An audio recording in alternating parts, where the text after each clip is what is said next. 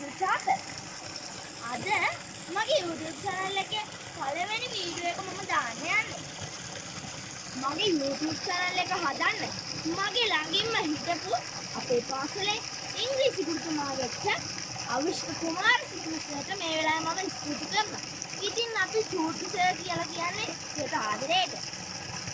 මම මේ වීඩියෝ එක කරන්නේ මගේ උපන් ගම්මානේ මාතලේ දිස්ත්‍රික්කයේ කුකුවල ප්‍රදේශීය ලේකම් කොට්ටාසේ දෙහිදැනිය කියන ගම්මානයේ තමයි මම ඉපදුණු ගම් කියලා.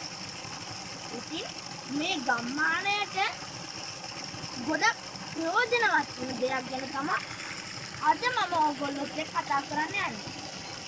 ඒ තමයි අපේ මේ පිහිල්ල. මේ පිහිල්ලෙන් අපිට ගොඩක් ප්‍රයෝජන තියෙනවා. අපේ කුඹුරු අස්සක් ගන්න මේ පිහිල්ල වතුර තමයි අපිට ප්‍රයෝජනවත් වෙන්නේ. ඒ වගේම ගෙවල් වල එදිනෙදා වැඩවලටත් මේ පිහිල්ල ප්‍රයෝජනවත් වෙනවා. සමහර අය මේකට උල්පත කියලා කියනවා. නැත්නම් පිහිල්ල කියලා කියනවා. ඉතින් මගේ ඉස්සරහ තියෙන්නේ කුඹුර. මේ කුඹුර දකිනකොට මගේ කට නලියන්නා වගේ.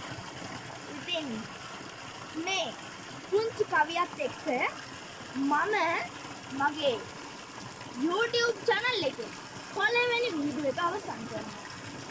තෙල් ගාලා හිස පීරන්නනෝ ඇටවැල අරගෙන බැඳ ගන්නනෝ සෙලේ ඉනවට බැඳ ගන්නනෝ ගෝයම් නෙලන්නට යමු අපි නනෝ.